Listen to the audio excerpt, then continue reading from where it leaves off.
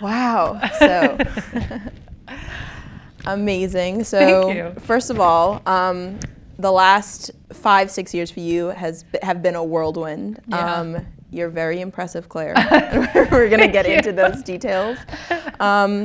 You are an actor, director, producer, writer, editor. So you are so versatile. Background in film and television and theater.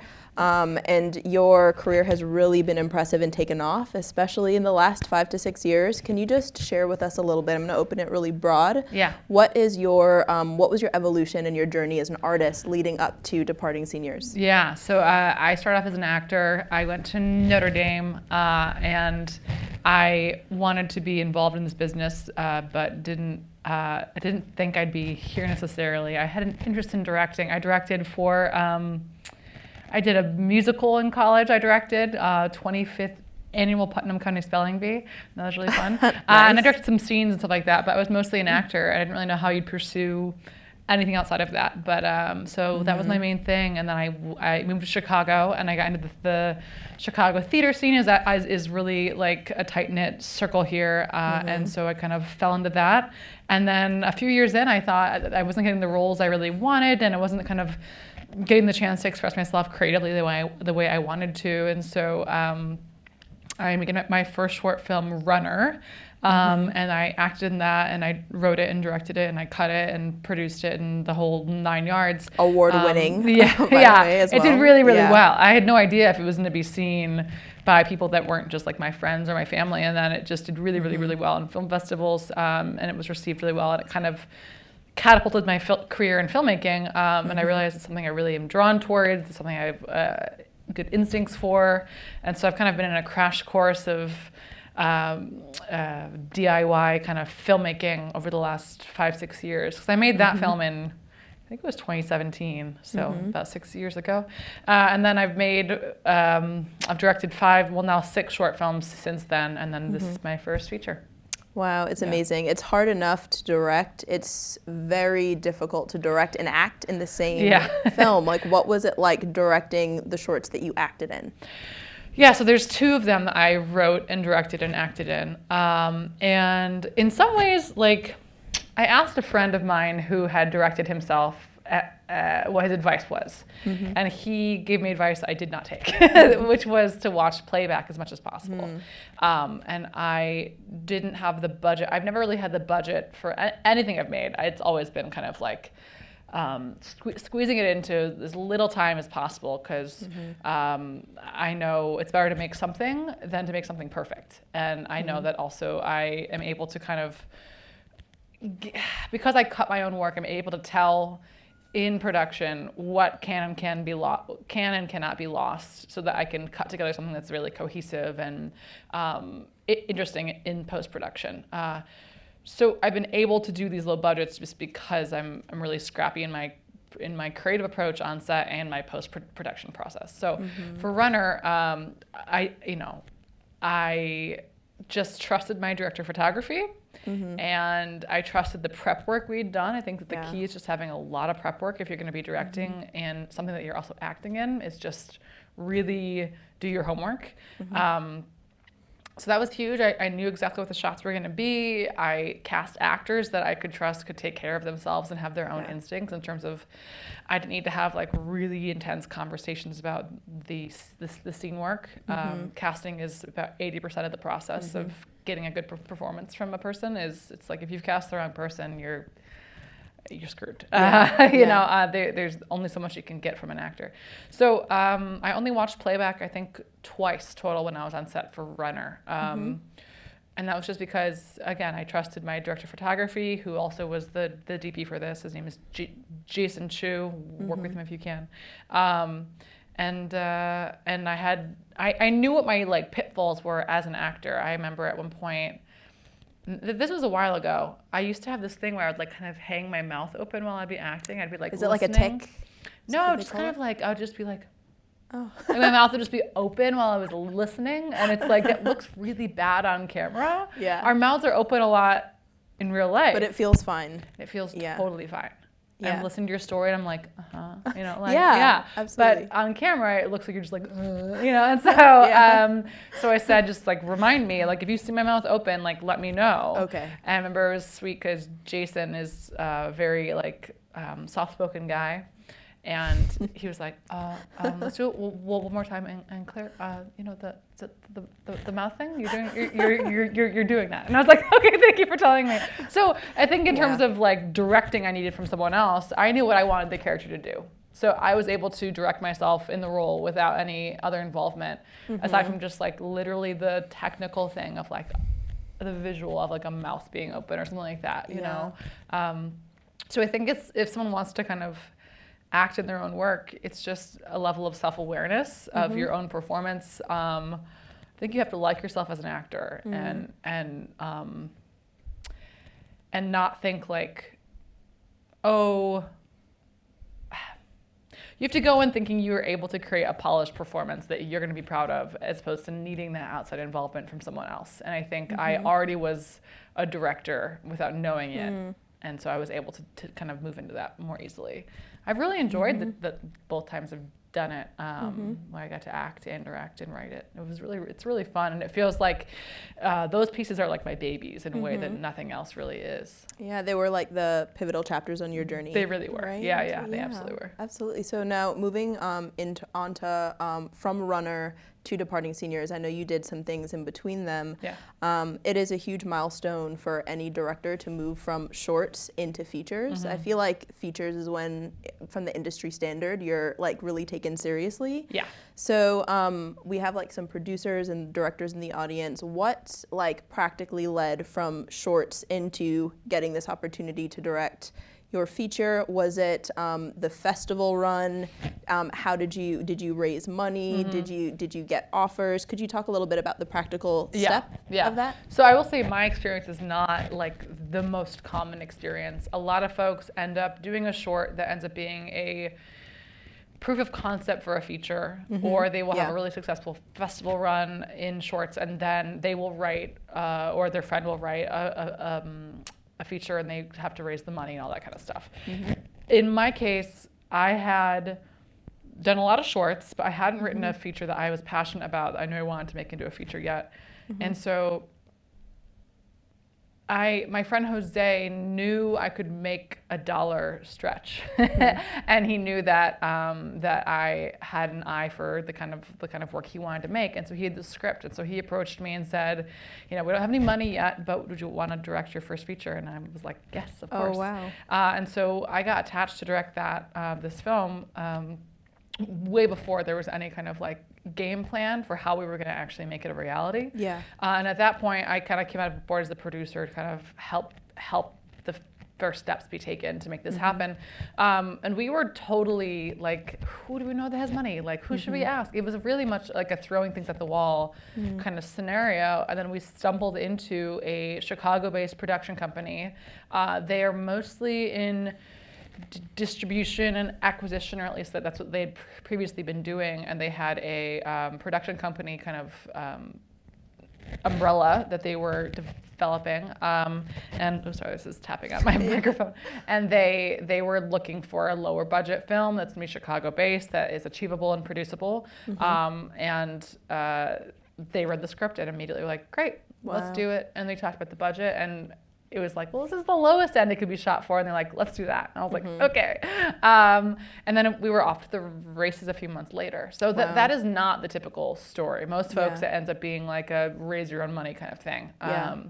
So in my case, shorts definitely led to features in terms of developing my reputation as a filmmaker who had success, not just like once or twice, but like several times over. So I'd proven like consistently I could make good work, and I could do it on a low budget. So for this genre, it's not really my genre. I've usually done like thrillers and dramas, and so it was less about this is the person that has the specific visual eye that's been proven for this genre, more just like we trust her taste, and we'll make it look and feel high quality for a lower budget. Like let's go forth together. And it was scary for me. I did a lot of research about the genre because it isn't my home turf. I love I mean, who doesn't love Scream, you know? But it's not my main bread and butter as a creator. And so I definitely did a lot of research to make sure I was kind of doing justice to the genre and all that kind of stuff. Absolutely. I mean, and I just saw the trailer of Runner. I didn't see the full film, but what did strike me was like how polished it looked. So that was very impressive. Oh, thank you. Yeah. So tell us a little bit about what inspired the story. Were you working with the writer Jose, right? Jose. Or did he just give you the script and you just came on as a director? It has been written for a while. He wrote it, I think, 5-6 years ago. But he wanted to, you know, tell a story that is like the classic love letter to these kinds of genre films, these horror comedies. Definitely got that. You know, he wants it to be Scream, but Scream meets Mean Girls or Clueless, kind of those classic high school things. But he never really saw himself as these roles. There were never films that had like a queer protagonist, especially a queer protagonist of color in these roles. It was usually white women that were like the final girl. And I think he kind of felt this was like a lacking piece of the genre. And it for sure is. And he really like didn't shy away from showing all his references and all the different films that he's talking about. There's lots of different Easter eggs throughout it. I said to him, I was like, I see this as this. Are you trying to reference that? And he was like, I'll send you a list. So he sent me like a long list of every little thing in the film, which, you know, I think some folks are like, oh, it's so referential. And we're like, well, that's the point, because in order to get horror lovers to enjoy the film, you have to speak a common language. And I think having queer characters or having characters of color as leads in a film like this, leaning into what's familiar and acknowledging like the world of the genre is important, and it makes it less scary.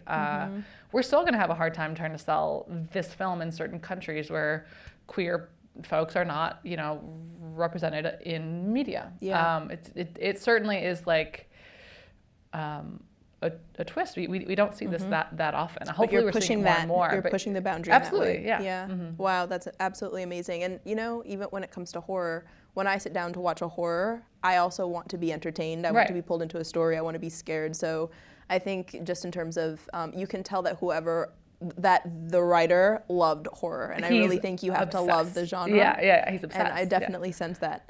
It was so much fun to watch. Yeah. So what was it like coming on as director, having written everything that you had made in the past?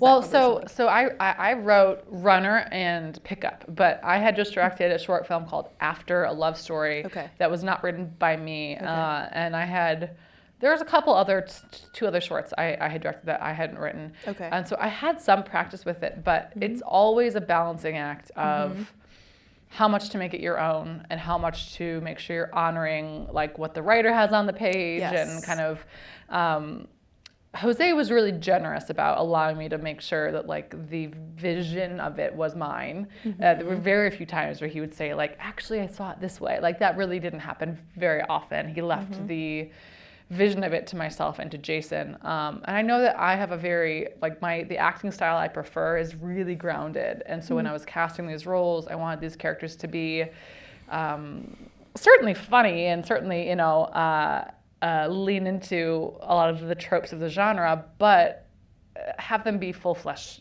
human beings. Where we can sympathize with them, we can have some empathy for them. Even the bad guys, I want us to kind of have some empathy for, because I think it makes the story that much more complex. And I love complexity. I think that's where all the good stuff lives.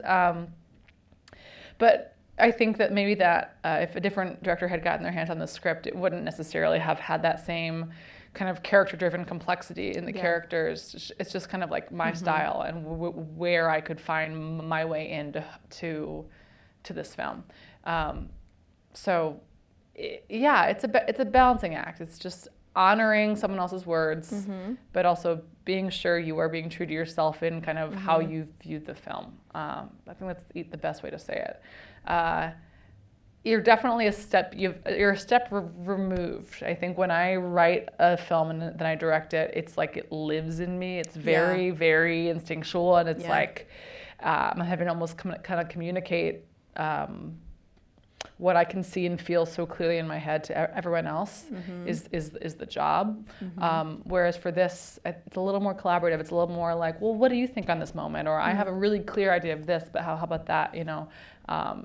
So especially for a first feature, it was good to have support of someone else also having a clear vision of their work and all that kind of stuff. Yeah, and it can be useful just to have that, I'm going to get into editing later, but like that a slight distance to be able to helpful. Kind of hold yourself in check and not be so precious. So I feel like it is a balancing act. Yeah, and it was good that I wasn't acting in this. Remember at one point someone was like, oh, you can put yourself in there? And I was like, who would I play? You know, like I'm not going to write a role for myself. There's no need. I think that I like to act still, and I'll happily act in whatever. But it's fun to be able to say, well, there's no role for this. I'm gonna step back and be able to be more objective about all the stuff I'm doing, because I think when you're in the role, there's a subjectivity that's just gonna come. Absolutely. With it. Yeah. So okay, let's talk about directing horror and comedy. Yes. Because you said you did a lot of research and you were intimidated by whether it's the comedy or the horror aspect. I think. Would you say the horror was probably slightly more, like I had done thriller and suspense, and so I felt comfortable in that world. Yeah. But I wanted to make sure it's such a community. The horror community is such a tight-knit community, and so I was like, oof, I need to make sure I know the lexicon, I know the genre, I've done all the research, so that I'm not like speaking from a place of someone who just, I don't know. I wanted to be able to enjoy the references. I wanted to be able to make choices about the shots. It's like either leaning into the cliches of the genre or choosing when not to. You have to know the genre really well. So I did a lot of I'd seen the original Scream, but I hadn't seen any of the rest of them. And so I watched all the Screams and like Jennifer's Body and Cabin in the Woods and Happy Death Day and Final Destination and just had like a Dead movie Zone. night. Oh god, movie month. I was just like every day I'd watch a new one, and also I would usually watch each one of them twice or sometimes more, because the first time you're just trying to watch just to get a sense of just to enjoy it. And then the next time around it's like, all right, which moments in this jumped out as moments that could be useful for me when I'm designing the shot list for my film, right? And not so much about trying to take the exact shots, more just like the pacing there, the rhythm there, the fight sequence there, what made me jump. What was it that made me jump? Was it the music? Was it the jump from this camera shot to that? Was it the blocking? Like trying to technically nail down what scared me, what made me laugh, all that kind of stuff. And so I did a lot of that. I think shot list wise, I was most influenced by Minority Report, actually, which is funny because it's not really in the genre, but it's like very much a vision-based film. Eyes are really important to that film, and it's for sure important to our film. And then the comedy part of it was just more familiar to me. I'd seen Mean Girls, I'd seen Clueless, I'd seen high school comedies. So that part of it, the script itself was really funny, and we were going to cast people that could really just deliver a line well. And so I wasn't as worried about that. I thought, it's a dark comedy. It will sting when it needs to. The research part was more in the horror vein. Yeah, and I think horror and comedy, I mean, every narrative story has its beats and its timing, but I think what makes horror and comedy so connected is that it's so much about the timing and the rhythm. Very much, And I feel like that window of the passing window of getting a laugh or a scream is sometimes sliding. And you really have to nail it. Yeah, you really do. That's really interesting, and I think you did such a good job, because I mean, for me, a lot of the fear came through the shots, and then a lot of the comedy came through just the cringy high school awkwardness. I mean, I definitely think that this film, if it had to fall into one category, if it was like, is it horror or is it comedy, which is like, you shouldn't have to choose, but it's more comedy, like it's light on the kills. It's a slasher film, but there's not very many kills, and in general, it's more about like the friendship. It's more about the high school. It's which is funny because I just was traveling with the film, and some people are like, we wanted more kills, and I was like, I hear you, but we also wanted to make sure we were telling the story we wanted to tell. It wasn't just about satisfying for the body count or the blood. Like, that's not really what drew me to the story. That's not necessarily what brings me to the theater. I know some folks. But really what happened to suspense? I know. Sometimes it's just about like waiting for it to happen, and I think that just goes back to Hitchcock. It's not a lot of it's not a lot of kills, but you're just waiting for it. And I think that it's old school in that way, which I particularly liked. I think also because like I always have loved thrillers. Yeah. And so in that way, I was like, I can find my way into this, thinking of it like a thriller that has kills. Yeah, absolutely. So you mentioned Minority Report, so I'd love to talk about your collaboration with Jonathan Chu. It was there was definitely dynamic energy, but it also had incredible moments of slowness and lingering, especially in a lot of those hallway conversations, which we'll get into acting in the next question. But what sticks out to me were like the psychic visions, and that was, partially the visuals, partially the editing. How did you and your DP conceive of the personality of the camera, whether it's through the shots, through the lighting, through the color, etc.? Yeah. So Jason is, he's one of the most talented people in the world. And we've been friends since Runner, shortly before that.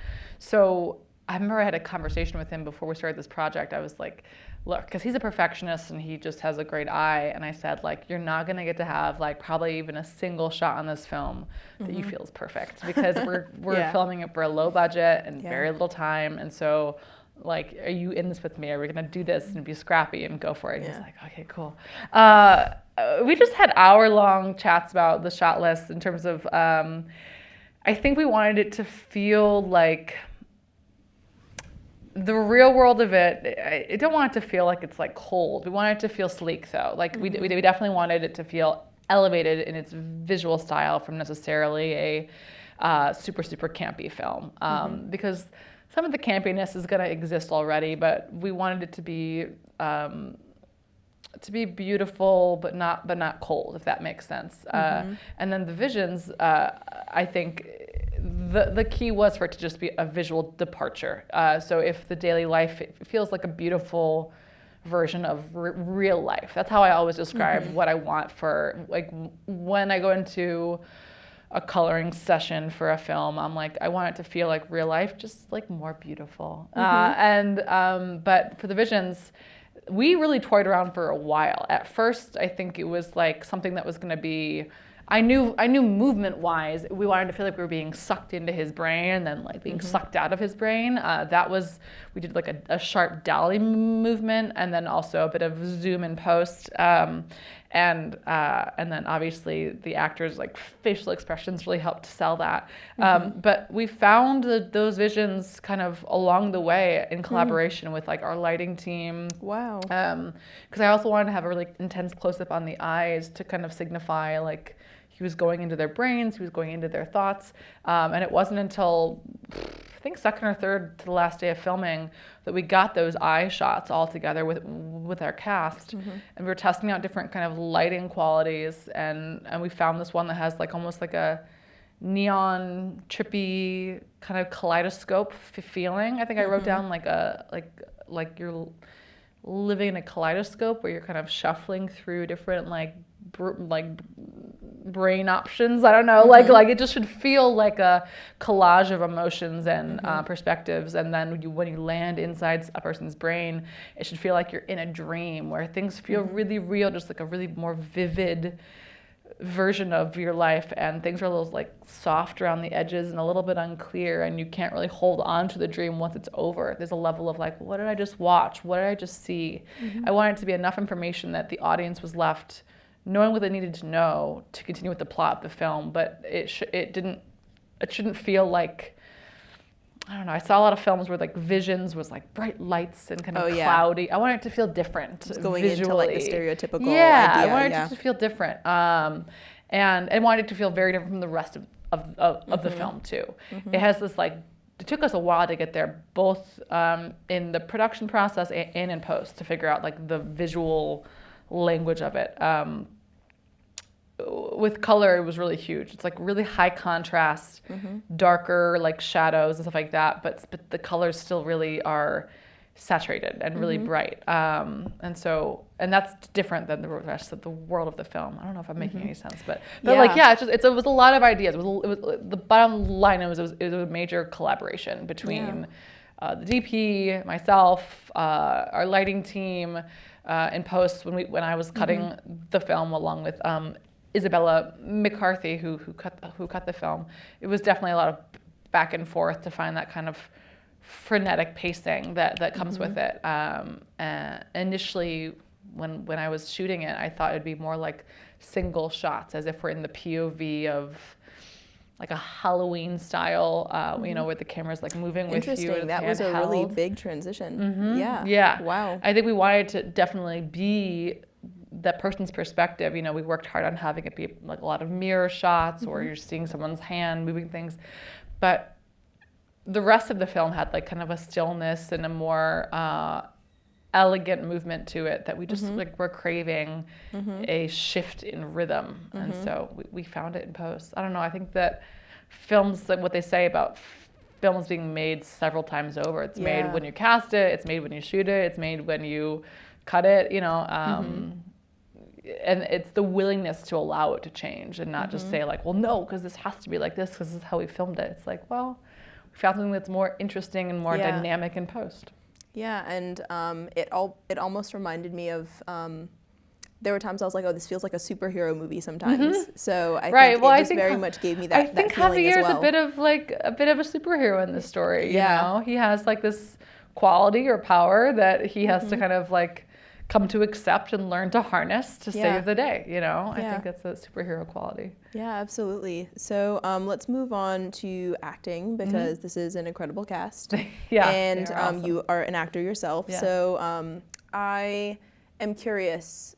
Well, it's interesting when you talked about liking grounded acting and liking complex characters, because for me, that is the high school aspect. So as much as this is a genre film, it is funny, but it's really delving into that social awkwardness, that coming of age, the bullying that comes with high school. And I think that by itself necessitates complex, relatable characters. Yeah.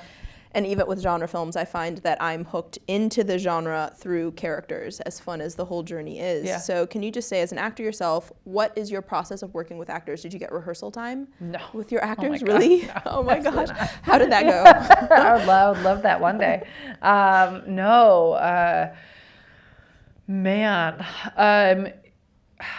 The key is just to cast people that are brilliant. And that's easier said than done. We didn't find our Javier until like about a week before we filmed.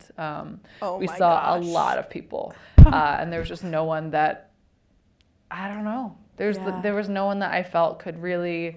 There are people that could do the role, to be clear. Like, we saw lots of people that were really good. It wasn't the right fit. It just wasn't the right fit. And I knew I'd know.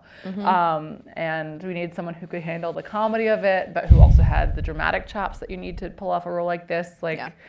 Someone who can throw these lines away and say things under their breath and make you chuckle, but also who you want to go on this journey with. Also, you're looking at his face so much. He has to have an interesting face. Like, has to be someone who's going through shit and you don't know what's, stuff. I don't know if I'm supposed to swear on this or not. You should want to know what's going on inside his head. And so that was hard to find him. That was the hardest casting bit. And we found him about a week before we started filming. Sounds terrifying. It was very scary, yeah. And we had options. Like, I knew we'd be okay. Yeah. But it was like, there was this level of, this film will be good. It'll be really good regardless. I trust myself to direct the right person. But is it going to sting? Like, is it going to be like, oh, that was a powerhouse performance? And so thankfully we found him. And then Iran Roach, who played Bianca, she was a Chicago person I'd known for a while. We acted together in 4400 on the CW, and she's just fantastic. And we knew we needed someone in that role who could be like his partner in this film. It's this film, like, that friendship is the core of the whole thing. Yeah. So in short, casting, trusting my instincts for casting. casting folks that I really like, you usually know pretty quickly. You know, if you're feeling really unsure about who you're going to cast, it usually means you haven't found the person yet. Usually it kind of clicks into place once you found someone you like. But I usually just gave them small adjustments. It's nothing major. I think my directing style, I've learned, because I'm an actor myself, is to almost put myself in their shoes, and I get very empathetic when I'm talking to them. So like if a character is going through a tough moment and they're like in a quieter place or a more emotional place, I tend to give direction very much like okay, so and I'll like kind of talk in this kind of voice, and I'll like give some thoughts about what's happening next. It's like how you doing it, how you're saying it is part of the directing. Almost like how I'm doing it is gonna like reset their heart rate and like whatever. And I'm not even doing this consciously. I've learned this only afterwards when I've had friends say they like my directing style. I'm like, what am I doing? I don't know what I'm doing. Whereas if there's like a high stakes moment that has like needs adrenaline, I'll be like, great, remember that you just came from this, right? You have to go. You have to go. He's about to be here, okay? And go. Like, so it's I feel just like my heart rate changed just in your answer. Right. So like my energy, I think I try to be contagious with whatever my energy is, because in some ways it's like, if you're a scene partner with somebody, what I give you will change your response. Like you'll react in a different way depending. And if right now I'm like looking down, like maybe you'll try to like coax me out of something. Whereas like if I'm really high energy, you'll maybe try to match me, you know? So there's a level of like mirroring that goes on for us as human beings, and a level of like responsiveness that I can control your behavior to some extent, right? Not always, but and you have to adapt based on like what I'm doing and how you're responding, and I adjust from there. And so directing, a lot of that for me goes on where I'm modulating how I'm giving you direction based on how you're responding to my direction. And again, this is largely subconscious that I do this. That I'll have a thought, I'll think this needs to be more fast, or it needs to be more angry, or it's just not hitting. And I don't know if I think saying like, do it angrier is necessarily going to be as effective as if I remind you of why you're angry. And I remind you of what your physical and emotional state is right now. And I say it also with a level of urgency, and then I say, go, you know. I think that tends to bring out a stronger instinctual performance as opposed to someone thinking about, how should I act more angry, you know? Absolutely. And I encourage directors, I mean, a lot of directors prefer to stay behind the camera, I mean, myself included, but I forced myself to take acting classes just to understand like the actor's job, and I encourage directors to do it as well. And you bring up a good point, how much of directing is also acting, whether it's like acting calm under pressure because everyone's looking at you, or also just being able to give performance far more subtly and effectively, and I think much more quickly than just the words you say, but how you say it. Yeah, it really is. And I usually like to be about a foot away from like, I like to be nearby, to be able to pop out back instead and of forth like hiding behind the No, I monitors. usually like to connect. And I got in trouble because we filmed during COVID, and so we had masks on, and I kept pulling down my mask to give direction. And the person was like, put your mask up. I'm like, I have to be able to be expressive. I have to be able to communicate. I have to see my face. I'm a very expressive person. And I think it's the acting background. I definitely was interacting with performers on a way that I don't know if I would if I wasn't a performer myself. Oh wow, that's amazing. So I could relate to I mean the high school social anxiety and the awkwardness, and like I was like cringing through a lot of the conversations because like I found that the conversations like went on way longer than they should be. There were pauses. I'm like, see there, okay. You're cool. Like, walk away. Like, and it was just really exploring the awkwardness and like the struggle these high schoolers have squirming through these interactions. And so there was high cringe value there that was very relatable. How much of it, did you explore improv with this? Was it pretty much baked into the script? Not much, it was all kind of there. I'm trying to remember, like, one of the moments I love, it always makes me smile, is when William and Javier have their first talk, and and it's like we could hang out sometime. It's like, cool. All right.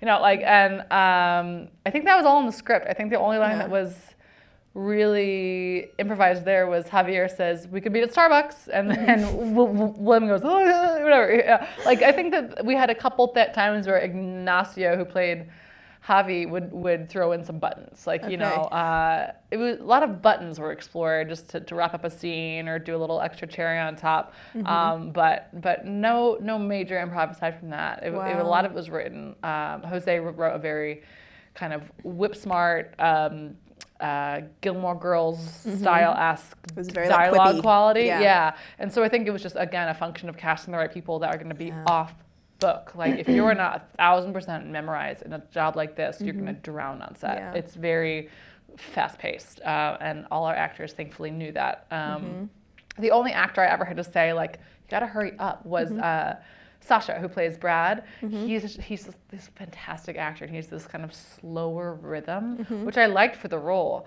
because Brad kind of doesn't totally fit in and doesn't know who he is and doesn't know how to, you know. At one point I said to Sasha, I was like, okay, so you're gonna go a little quicker, and he was like, okay. And I was like, Sash, you gotta go. You know, like, he just is a slower paced person. But in general, people all kind of fell in line, the same general rhythm. That was really cool. It is very high school-y and very cringe. And it was funny behind the camera, just like watching and seeing them interact. And again, you're just casting amazing people. Makes my job much easier.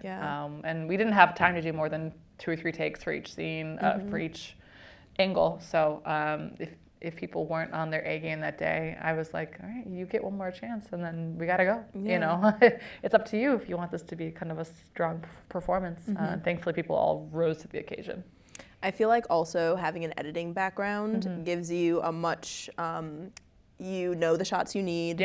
You know that performances, you get what you can on set, but you can also shape them in the edit. You have an understanding of rhythm. So was this the first film you worked with an editor on? Okay. What was that creative process working with your editor?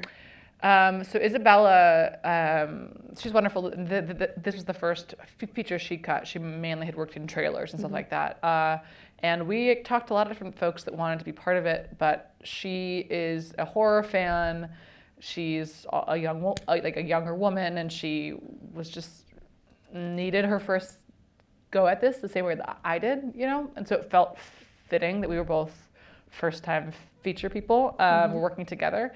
So she got to be there on set, which was really important. She was part of, like, the departing seniors family. She was definitely, like, she ended up living with me during production, and she would, like, make me tea in the mornings. Like, so we had a very, very close relationship. And she was there with me through all the different trials. She was able to kind of hear about what went wrong on a certain day, and then check the footage and say, like, I think we can steal this from that, you know. So that was really good to have someone on set to check all those things out.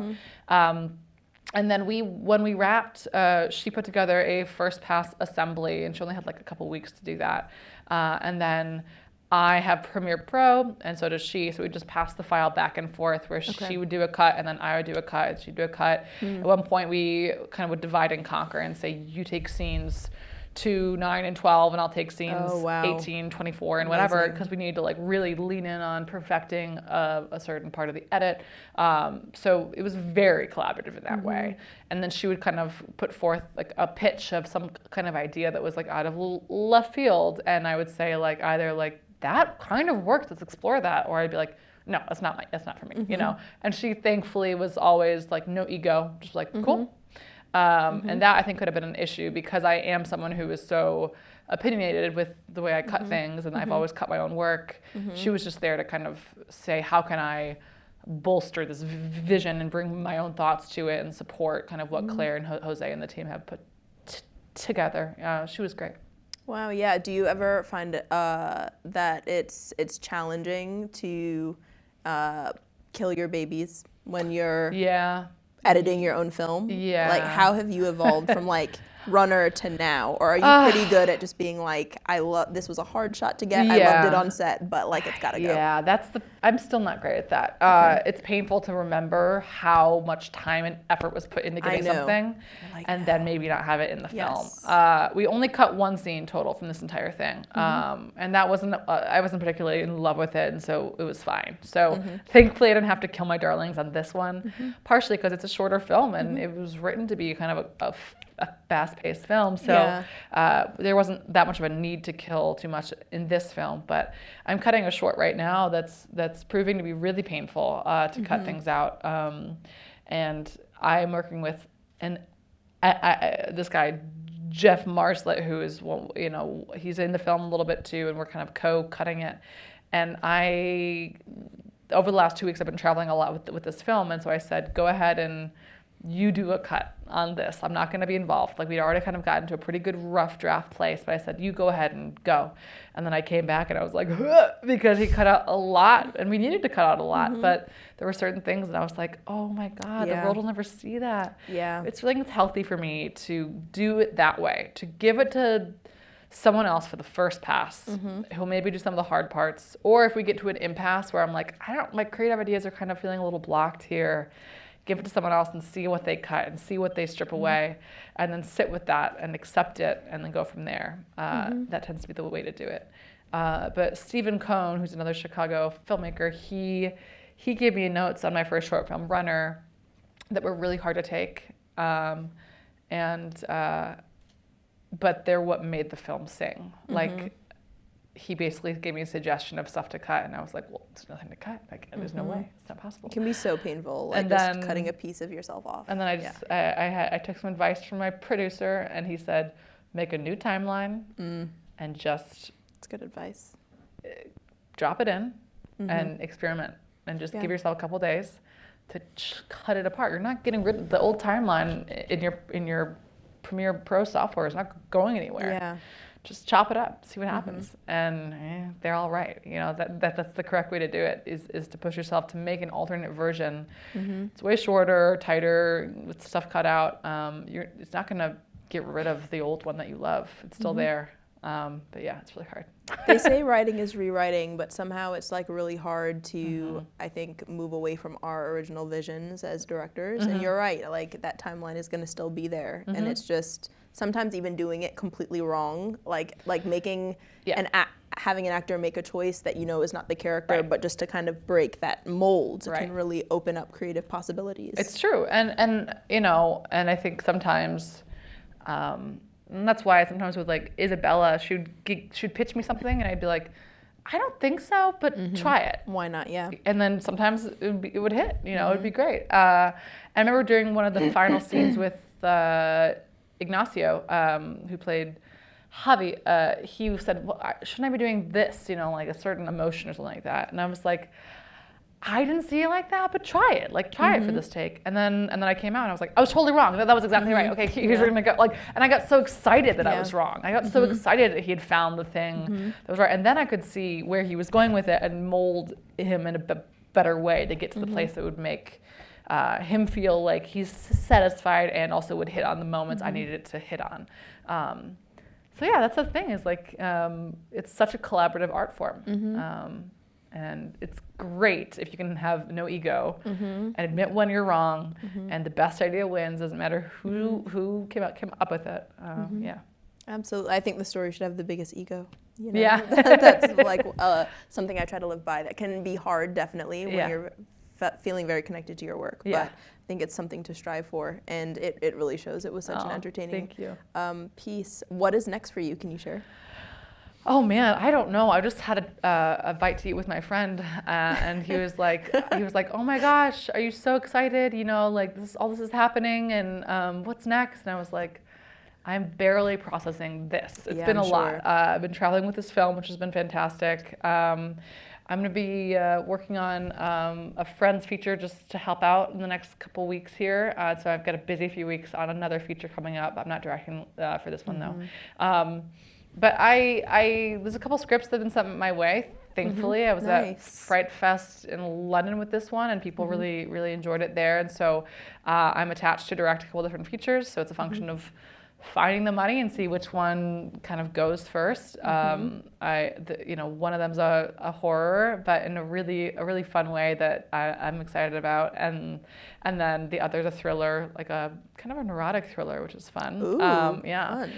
Throwback to the 90s. Yeah. Erotic thrillers are back, man. And then I've written a couple films that are in like outlining, development-y stages. So when I say I've written them, I mean like I'm endeavoring to write them. But they're all kind of written in my head. It's a function of having the time to do it.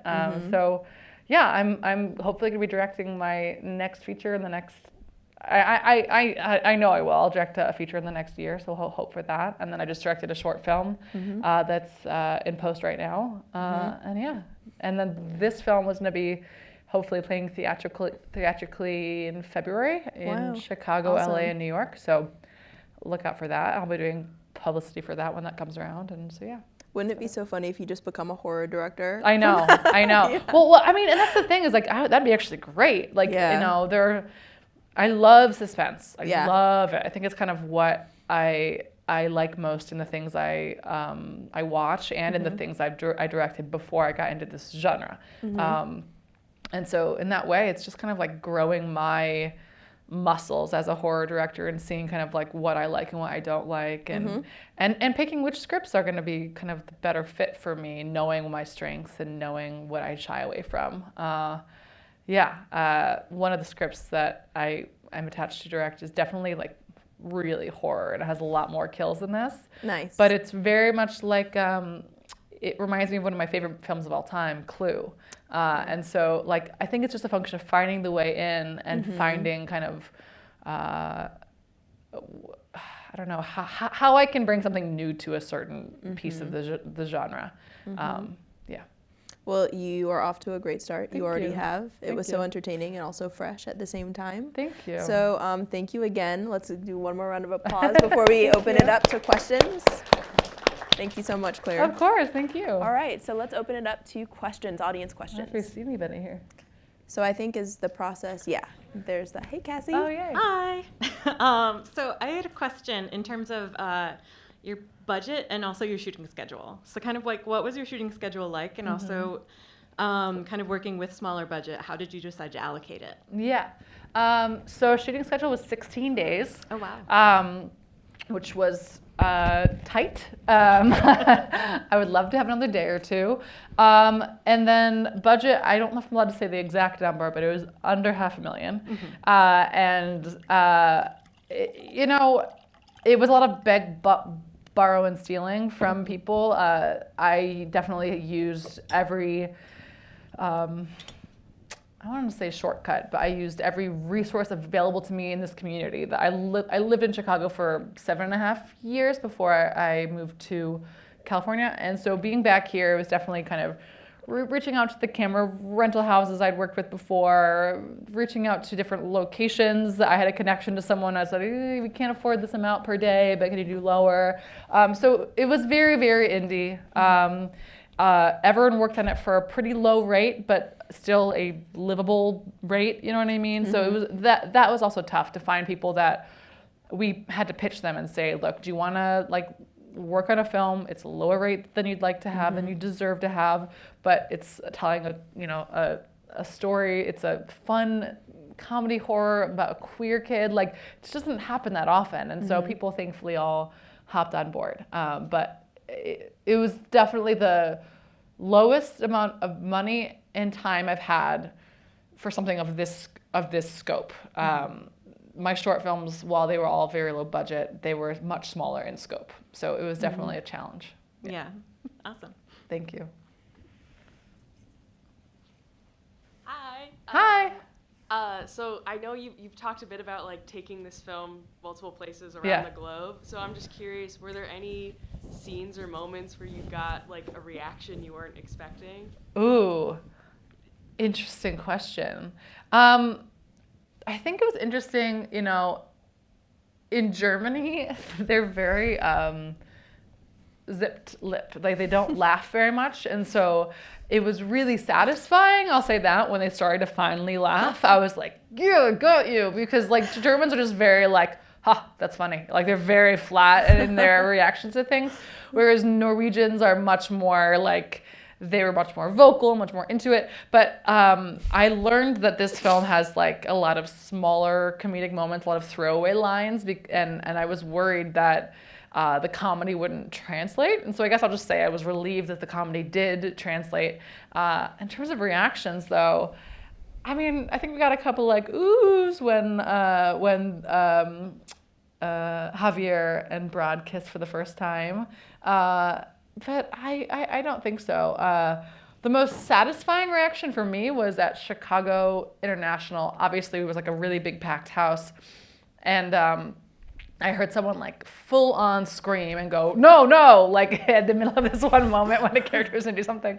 It was so much fun because I had previously only shown the film to like people that were very much horror audiences, where at Chicago International, we got a much more broad range of folks that were there kind of for the opening night of the film festival, that were there to support the community. And so I got to hear the reactions of people that are not really in the horror community, so they're not as jaded, they're not as used to those. They're not kind like of, looking at the tropes, yes, like in the story. They're just like watching a movie that they find kind of scary. And so it was really, that was really fun. Yeah. Nice. Thank you. Thank you.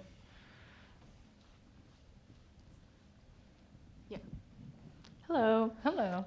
Okay, so I have a question about the budget as well, but more so I know that you said it was difficult to cram it into like a tight schedule and you had to do a lot of, optimizing your resources, but I also know that you said you felt appreciative of the fact that you were able to, have a crew of only locals and people that you knew previously, stuff like that, and that you were able to make it work with limited resources. So moving forward, do you think you are going to keep it low budget? Like, obviously, it's not fully your choice. It's like a thing of studios and whatnot or whatever. Yeah. But would you like to keep it kind of a personal thing in terms of keeping it like tight-knit circles and just basically using what you have around you rather than, going to like huge studios or whatever? Yeah. Yeah, I mean, I think I want it to be a progressive thing. Like, I would love my next budget to be definitely bigger. Yes, please. I'd like to be able to pay myself to do things as opposed to, and so I think I do want like the size to increase, but I want it to be like, I don't want to tomorrow start directing. I mean, I would if they asked to do some kind of Marvel, whatever the heck. Of course, I'm not gonna say no. But I think I have so much more to learn as a filmmaker. I learned so much with this one. It was my first time working with stunts, with special effects, with gore, a huge ensemble. It was a crash course in so much. And so I think I do know I've learned that I've been scrappy for a long time, and I've worked under the gun for a long time. I know that feeling's not going to go away, but I want to have, I think, a little more flexibility to achieve the visions as fully as I possibly can, as opposed to feeling like quite as bound by necessity. Yeah. That being said, I know that I've developed a lot as a filmmaker because of necessity is the mother of invention, and I've had to be really creative and push myself and grow under these conditions. And so I think I want to just step by step keep growing, have the conditions improve, have the budget and the time be a little bit more fitting for the scope of the film, and see where things go.